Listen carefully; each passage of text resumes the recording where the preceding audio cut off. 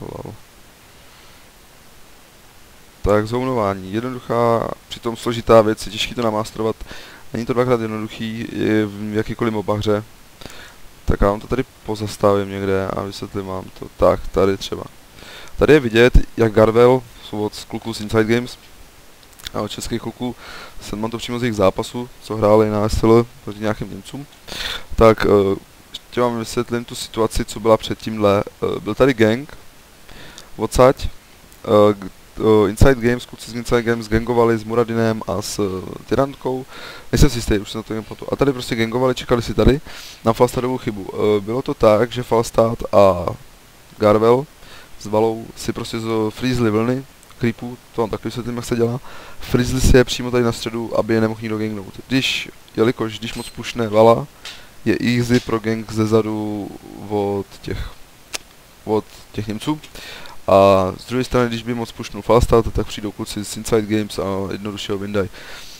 Proto si freezeli vlny na stejném bodě a Inside Games se z toho snažili něco vytěžit, aspoň trochu, tak potom Falstadovi skočili, ale neuspěli a dostal pár hitů, ale dokázal se svým escapem, svým barrel rolem dostat, to je strašně slovo, barrel roll, barem, to je jedno, prostě se s tím svým přesunutím dostal pryč do bezpečí, ale dostal mu půl hápka, plus nějaký pouk od Valy, a takže dostala Vala advantage.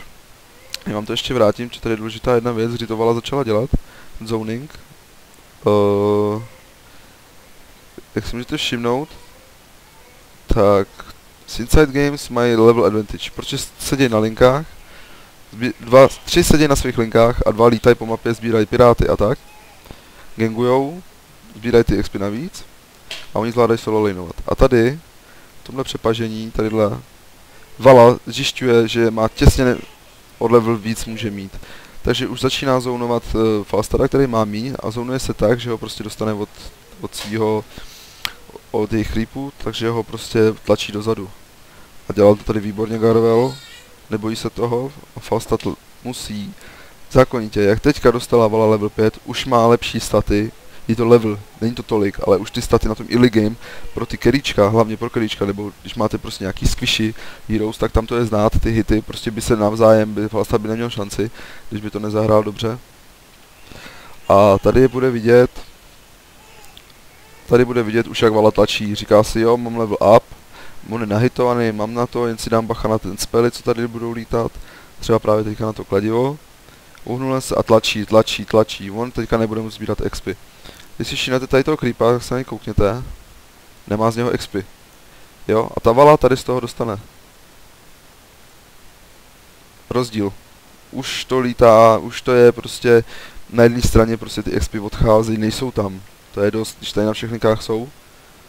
Jenom tady prostě nemají. A všimněte si, když už jsme u těch taktik, tak to je všude tak. Solo lane, dva supporty, solo lane, off support s ETCčkem, solo lane, dva carryčka. A zbytek, assassin ten druhej, třeba tady s tankem, sbírá kemp, tady sbírají kemp, gangujou a dělají to, co mají. 3 stojí na linkách, 2 gangujou, sbírají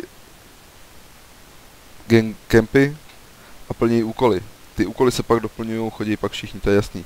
A na early game musí stát všichni na linkách, všichni, sbírat ty expy, nikam nechodit, zůstat tak, jo, to bych chtěl takhle doplnit. A tady je fakt dobře vidět, jak ten Garvel dostává od těch dalších expů, který by mohl on dostat. Tak, tady přijde o další, tady nedostal. Protože Vala to viděla, koukala okem tam, padá tam creep, tak ho odsunu, další, pic, žádný expy. Další pic, žádný expy. Pro tenhle se Falstad dojde, to je důležitý, ten Falstad tady, to si musíte taky všímat, když vás tlačej, všímat si toho. Vidíte tady creepa, musíte si to všímat ve hře, na jakou vzdálenost ty creepy berou, dostáváte ty expy, teď vidíte, že to je nějak docela dálka. Když si tak vemete, creep stojí tady a dostane to až tady. Všim si toho, že tady je poslední creep, jediná šance, že mu chybí kousíček do 4, tak by to mohl doplnit a srovnat síly.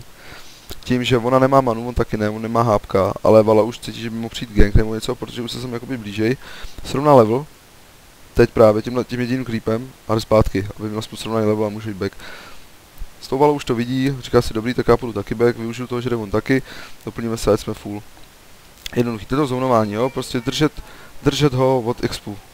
Tady přišel o strašný expy ten Flastat pro tým. Nic. Nic. Nic. Další nic. A Valas tady sbírá expy tady z těch. Jo? Teď si počkal taky na toho jednoho a šla pryč. Prostě to je to zónování, udržet ho od toho. To samé to s objektivama. Když jdete na objektiv, jste tam sami 1v1, tak se ho snažte od toho držet, ne ho zabíjet. Prostě ho takhle poukovat, jen to otravovat, vědět, ukázat mu, že vy můžete dát tu větší damage než on. O tom to je. Není to jen o tom Assassinovi, tohle může dělat i support, tohle dělá, to je práce supportů, když jste dva na lince, spíš u těch objektivů, tohle je práce supportů, jste na lince a prostě nechat to carryčko vzadu a pomáhat carryčku, aby si mohlo třeba pushovat, když jste pushovat, tak zavoláte supporta na linku, support zounuje to carryčko, který by tam mohlo otravovat naše carryčko,